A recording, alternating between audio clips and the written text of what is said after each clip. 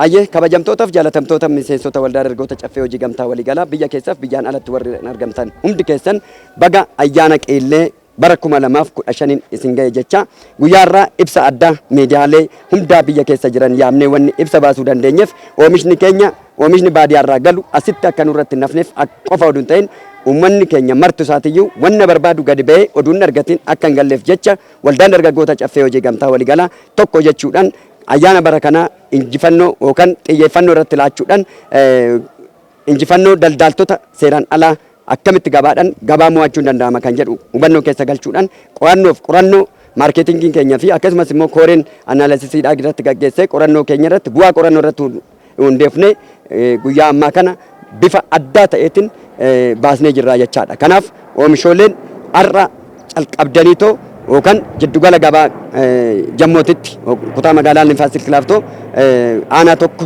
jammoo tokko keessatti jiddugala gabaa keessatti argamtanii akka fudhattaniif kan barbaannuu fi akkasumas miseensota warri taatan diskaawuntii yookaan gatii ani hir'isu miseensummaadhaan kan fayyadamtan akkasumas immoo warreen hojjettoota mootummaa kan taatanii miseensa keenya taatan kireediitiidhaan yookaan ji'a sadiin kaffaltii ji'a sadiitiin dhuftanii galmooftanii biiroo muummee keessanii karra qoree irratti dhuftanii waliigaltee gootanii too fudhattanii kan fayyadamtanii ayyaana boodatti immoo hojjechaa kan kaffalattanii fixattan ta'uu danda'a jechaadha. Istiraa barbaachisaa ta'e dabalachuun ni danda'ama waan ta'eef. Akkasumas kabajamtootaaf jaalatamtoota miseensota keenya shunkurtaan qullubbii diimaan qarshii 12 irraa hanga 18 Aynatni isaa barbaachisaa kan ta'eetiin shunkurtii diimaan nu biratti 12 hanga 18 alatti 25 irraa hanga 30 kan deemudha. Asitti bifa kanaan 12 irraa hanga 18tti qullubbii adiin alatti 140 kan ta'e asitti birrii 90 yookaan qarshii 90 fudhachuu ni dandeessu. Hanqaaquun alatti 12 shilingii kan ta'e asitti garuu qarshii 8 fi shilingiidhaaf fudhachuu ni dandeessu. Lukkuun alatti birrii 500 irraa hanga 800 kumaatitti kan deemu asitti 300 irraa amma 350tti fudhachuu ni dandeessu. Bifa kanaatiin deemama jechaadha. Minaaniin wal qabatee akkuma tanaan dura baramutti miseensas ta'e miti miseessa kan taatan martu keessaniyyuu fayyadamuu dandeessu. Isa kanarratti kireediitiidhaan alatti diskaawuntiidhaan alatti gabaa daldaltoonni dhuunfaa kan daldalanii gaditti waan gurgurruuf waan ibsinuuf waan dhiyeessineef dhuftanii fudhachuu gabaan keenya banaadha. Wal malee hin qabnu. Koottaa bitadhaa, koottaa nyaadhaa, koottaa ayyaana kabajadhaa. Ayyaanni keenya ayyaana walootti aadaa keenya sirriitti akka hordoftanii fi akka eeggattan waamicha isiniif dhiyeessina. Kanatti dhaansuudhaan afin alatti 68 kan ta'e asitti qarshii 52 tajaajila daakuuf gingilchuu akkasumas tajaajila hojjettootaa wajjin dabalatee qarshii 52 jechaadha. Kamumsi isaa 47dha. 47 kan jedhamu 55dha alatti nu biratti 47dha alatti 68 kan jedhamu guddaan isaa asitti 52 jechaadha. Kanaan gidduutti dhuftanii akka fudhattaniif kabajaan waamicha keenya isiniif dhiyeessuu barbaanna. Akkasumas kabajamtoonni jaalatamtoonni martu warreen amantaa kiristaanaa taatan martu keessan dhuftanii ayyaana waggaa godhachuudhaaf deemu.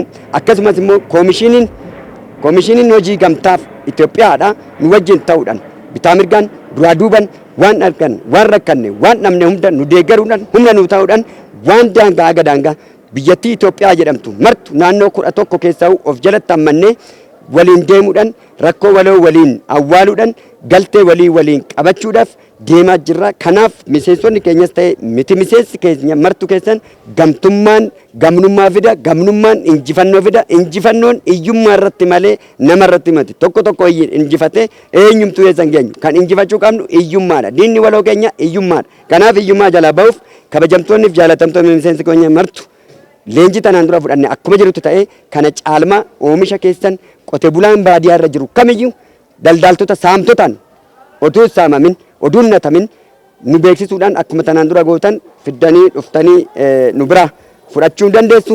Akkasumas galma duwwaa irratti immoo oomisha keessan ol keewwattanii gatiidhaan walii galle gatiidhaan fudhanne gatiin waliin galle immoo ol keewwattanii deemuu qabdu. Daldaltoota saamtotaan akka saamamneef isiniif dhaabbate waldaan keessan waldaan dargaggoota caffee hojii gamtaa waliigalaa han ummata keessaniiti. Ummatummaa keessan amantanii dhuftanii akka fayyadamtan waamicha koo olaanaan isiniif dhiyeessuu barbaada. Miseensonni keenya biyya alaaf biyya keessa jirtan hundi keessan irra deebi'ee baga ayyaana waggaa isiniin ga'e baga waliin nu ga'e yeroo dhiyootti immoo zuumiidhaan walga'iidhaan ibsa addaa isiniif gaggeessina. Yaa'ii waliigalaa keenya barkuma irratti qopheessaa jirra. Caffee baandiin isin bira jira.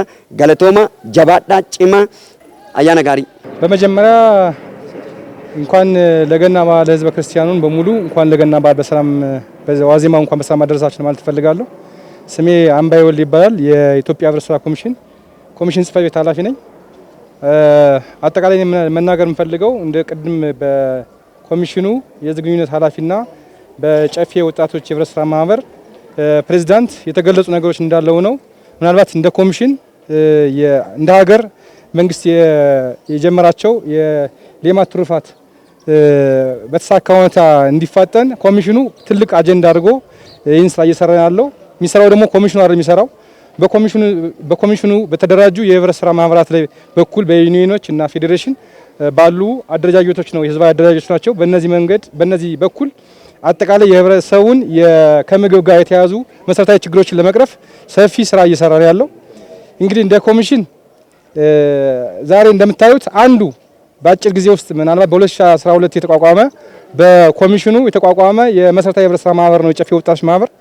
ይህ ማህበር በአጭር ጊዜ እንግዲህ በጣም በርካታ በሺዎች የሚቆጠሩ መሰረታዊ ማህበራት ነው በአገር ያለው አጠቃላይ በኢትዮጵያ። ከዛ ውስጥ እንግዲህ በአጭር ጊዜ የተደራጀ ማህበር ነው። በ3 አመት ውስጥ እንደምታዩት ወጣቶች ናቸው። አንደኛ የተደራጁ ወጣቶች ናቸው። ሁለተኛ ሲደራጁ መሰረታዊ የሆኑ ችግሮቻቸውን ለመቅረፍ ነው። ከዚህ ባለፈ ደግሞ በሀገር ውስጥ አጠቃላይ የሚታዩ የገበያ ክፍተቶችን ለመሙላት እና የህብረተሰቡን ችግር ለመቅረፍ የታሰቡ የተደራጁ ናቸውና በአጭር ጊዜ ውስጥ እንደምታዩት በሁሉም የሀገሪቱ አካባቢ ተደራሽ ለመሆን እየተንቀሳቀሱ ያለበት ሁኔታ በጣም እጅግ ኮሚሽኑ የሚያበረታታ ነው የሚሆነው። በቀጣይ እንደነዚህ አይነት ማህበራትን የበለጠ ለማጠናከርና ለመደገፍ የምንችለው ያህል እንደ ኮሚሽን ድጋፍ እናደርጋለን። ይህን ማህበር ደግሞ እንደ ኢትዮጵያ ህብረት ስራ ኮሚሽን ሞዴል አድርገን ይዘን እየሰራን ስለሆነ ሌሎች ማህበራት በተለይ ወጣቶች ጋር የሚደራጅ ማህበራት ይህን ተሞክሮ ተከትለው በሁሉም ክልሎች በአገሪቱ ያሉ ክልሎች እንዲንቀሳቀሱ አስፈላጊውን ድጋፍ እናደርጋለን። የኢትዮጵያ ህብረት ስራ ኮሚሽን ለዚህ ሙሉ ዝግጅት አድርጎ እየተንቀሳቀሰ ነው ማለት ፈልጋለሁ። እጅግ አመሰግናለሁ። አየጋ ከመጀመሪያው ጃለተምቶ ተምሰሰቶ ወልደር ጎተ ጨፌ ወጂ ገምታ ወሊገላ አኩማ ከሐል ሚዲያ ኬኛ ወካን ጨፌ ሚዲያን ሲምብራ ጋጅሩ አብዲ ቀምና አያን ቂሌ በረና አያን አዳቲ ሰባ ኦሮሞቲፍ ከናፉ በቃ ሁንዳትዩ ሰደርካ መጋላ ፍንፍኔት ስታይ ናና እሺ ተረቲ ቢፈ ከናቲን ወልዳን ኬኛ ገባ አዳዳ ተረቲ አርገምና ከናፍ አገደ እንዳማ ታኤቲን ዋን ጉቹ ቀምኑ ሁንደሳ ቆጳይን ዘንጎና ሮሊስ bifa kanaatiin akkuma kaleessa jenne 5,700 hanga 5,000tti kan gurguramu ta'a. Alatti bifa kanaatiin miseensonni keenya baay'een isaanii dhufanii fudhachaa jiru. Hanqaaquun keenya qarshii birri 8 fi shilingiidha. Alatti kan qarshii 10 akkasumas 12 fi qarshii 12 fi shilingii kan ta'ee jiru asitti garuu qarshii 8 fi shilingiidha jechaadha. Shunkurtaanis bifuma kanaatiin shunkurta abbaan 19 jira. Shunkurta abbaan 19 jira. Kuni shunkurtiin kana fakkaatu qarshii 19 gurguramaa jiran biratti bifa kanaatiin kan deemamu. Shunkurtii adiinis jira. Shunkurtii adii gabaarratti qarshii 160 har'a. Qarshii 160 har'a kan argamu. Nu biratti garuu qarshii 190 argama.